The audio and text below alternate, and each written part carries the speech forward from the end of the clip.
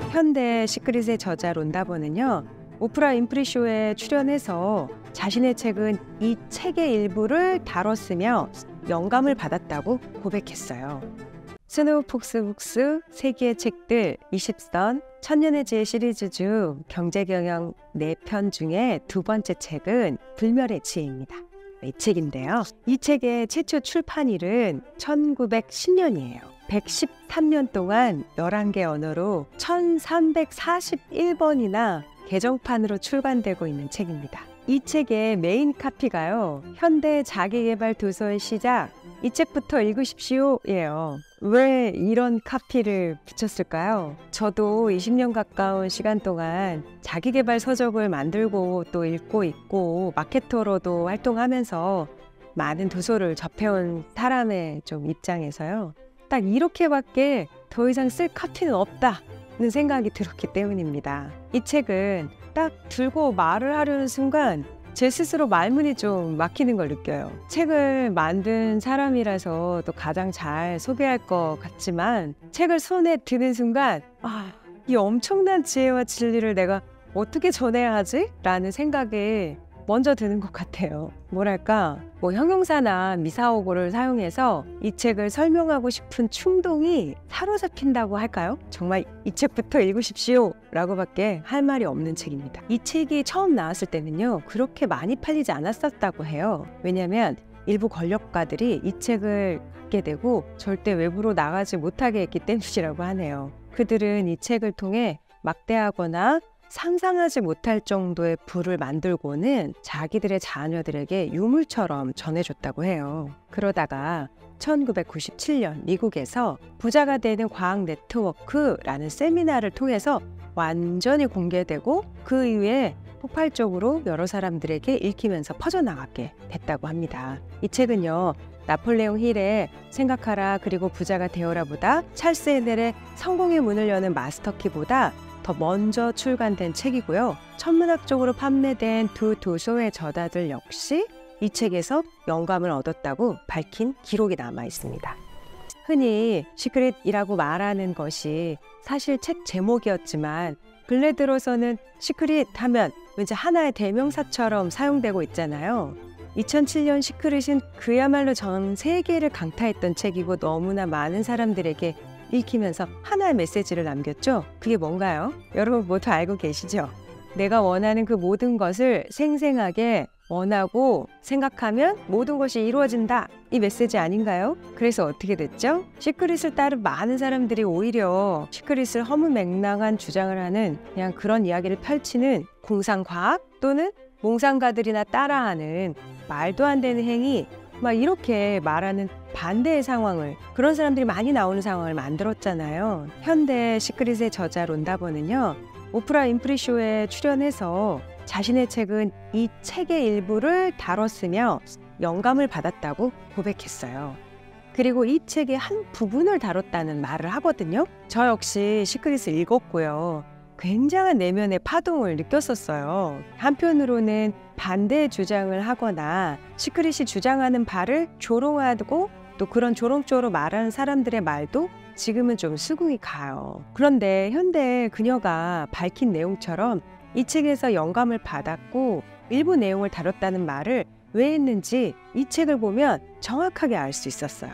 그러니까 론다번이 왜 그 얘기를 했는지 말이죠. 이 책에는요, 시크릿이 잘못 다뤘다고 말할 수 있을 정도의 나머지 부분이 확실하게 담겨 있었어요. 내가 원하는 모든 것을 이루게 하는 우주적 차원의 원리는요, 생생하고 간절하게 꿈꾸고 계속 상상하는 그것, 그 하나로는 결코 만들 수 없을 뿐 아니라 내가 원하는 것들을 이루는데 필요한 부의 비밀은 그 외에 몇 가지 필수 조건들로 이루어진 하나의 집합체였다는 것을 알게 돼요. 이 책을 읽으면. 이 책은요, 그야말로 보물이고 어떤 진실과 진리에 가까워 보여요.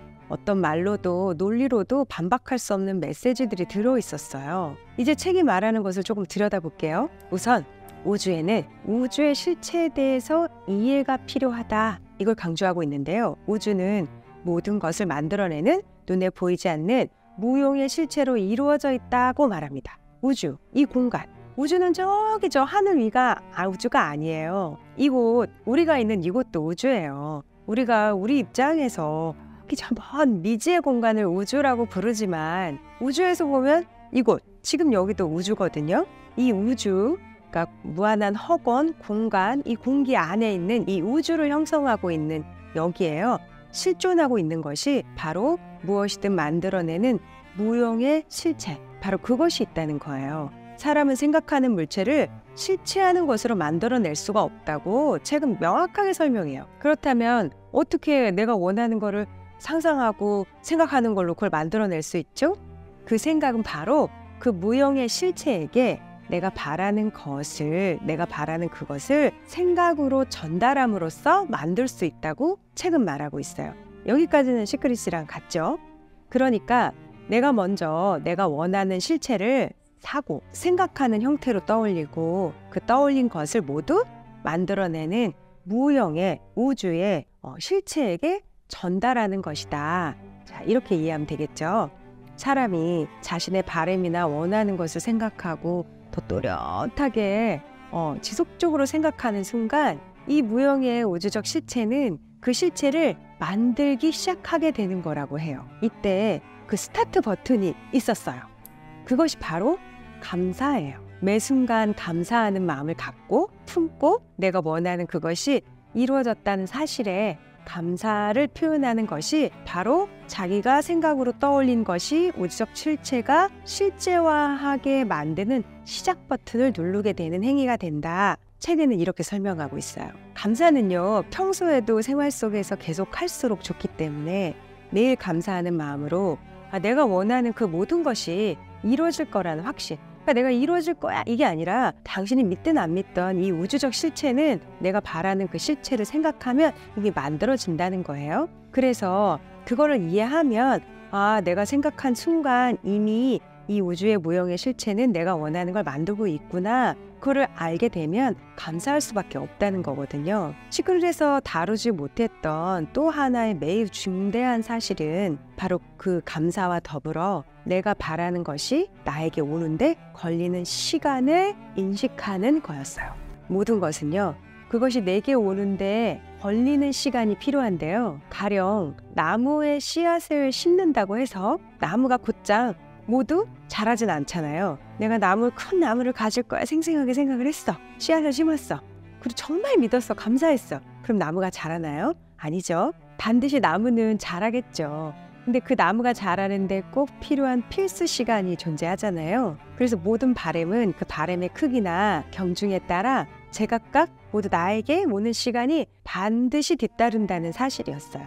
헌데 이 시간을 단축시키는 방법을 이 책에서 밝혀놓았어요. 그것은 양쪽 끝에서 길을 내라는 메시지였어요. 내가 원하는 것을 생생하고 간절하게 꼭 이루어진다는 우주는 뭐라고 했죠?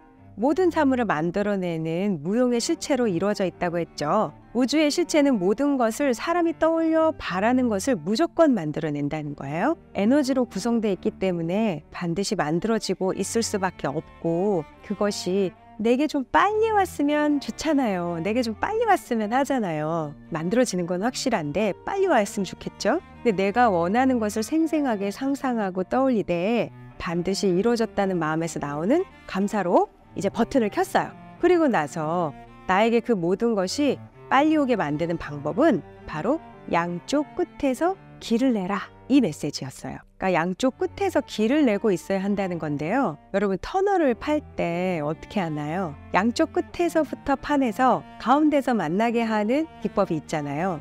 그것과 마찬가지로 이해하면 된다고 해요. 내가 원하는 것을 우주에 보이지 않는 무형의 실체, 그 실체는 반드시 만들고 있기 때문에 그것이 내게 조금 더 빠르게 오게 하기 위해서 내가 그것에 준비하는 행위, 그것에 준하는 행위, 그것이 내게 올 수 있는 그 준하는 행위를 함께 함으로 양쪽 끝에서 터널을 파는 행위를 하라 였어요. 이게 시크릿에서 미처 다루지 못했던 게 바로 이거예요. 생생하게 자신이 원하는 것을 계속해서 떠올려라. 간절하게 꼭 계속 생각해라. 확신을 가지고 상상해라를 너무 강조한 나머지 그 내가 원하는 것에 준하는 같은 행동을 양쪽에서 같이 하고 있어야 한다. 이 사실을 슬그머니 빼놓게 된 거예요. 그래서 방에 누워서 매일 생생하게 내가 원하는 돈다발이 내게 오는 꿈을 계속 꿨지만 아무것도 나아진 게 없는 세계 각지의 사람들이 열을 내고 막 우스꽝스러운 논리라면서 막 터부시하게 만드는 결과를 낳은 거죠. 하지만 이 책은요, 너무나 명확한 메시지로 꼬부동하게 알려주고 있어요. 또 우주의 실체는 생명의 증가에 도움이 되는 행위에 강력한 에너지를 보낸다고 해요. 생명의 증가가 무슨 뜻인가 살펴봤더니 우리가 부자가 돼야 하는 것은 우주적 차원에서 너무나 당연한 일이라는 것을 강조하면서 부자가 되는 것은 더 많은 삶을 살게 하고 더 많은 경험을 하게 하고 더 많은 다양한 것을 누릴 수 있도록 하는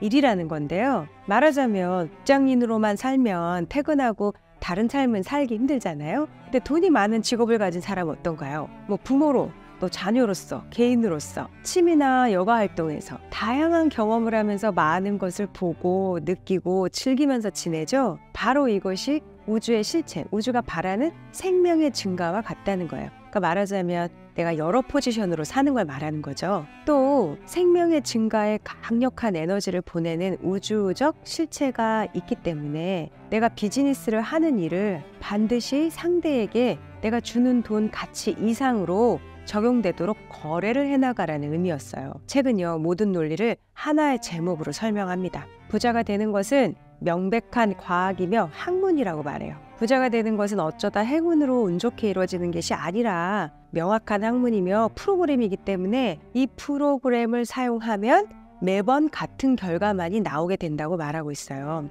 1 더하기 1이 2라는 건 조금 똑똑한 3살짜리 어린아이도 답할 수 있는 답인 것처럼 부자가 되는 것은 명백한 과학이라는 거예요. 제가 형이상학적인 부분만 지금 말씀을 드려서 그렇지 실제 책은 손에 잡는 순간 빠져들 정도로 술술 읽힐 뿐 아니라 론다 번이 말했듯 손이 떨리고 가슴이 쿵쾅거리게 만들 수밖에 없는 글들이 가득 들어있어요. 그리고 너무나 확고하고 명확했어요.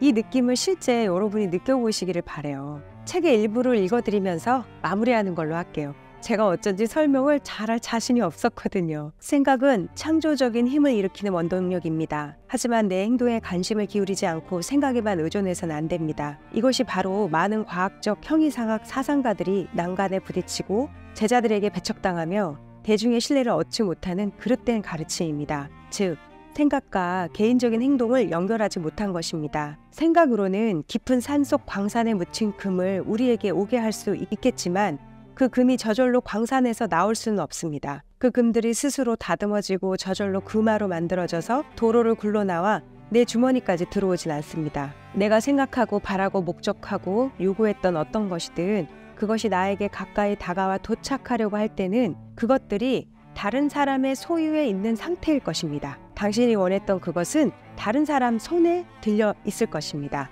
그들은 당신에게 그것들을 전달해 주기 위해 당당히 그만큼의 가치를 달라고 당신에게 요구할 것입니다. 상대방은 그것과 상응하는 무언가를 요구할 겁니다. 이때 당신은 그에게 주어야 합니다. 그래야 당신의 것을 당신 자신의 소유로 얻을 수 있습니다. 지갑은 내가 스스로 노력하지 않아도 항상 돈으로 가득한 요술래프 같은 것이 아닙니다. 이것은 부자학을 다루는 이 책에서 아주 중요한 사상입니다. 그가 당신에게서 받기 원하는 가치, 그 가치를 그에게 주십시오. 그리고 상대의 손에 들려있을 내가 원한 그 물건, 그게 무엇이든 그것을 가지십시오.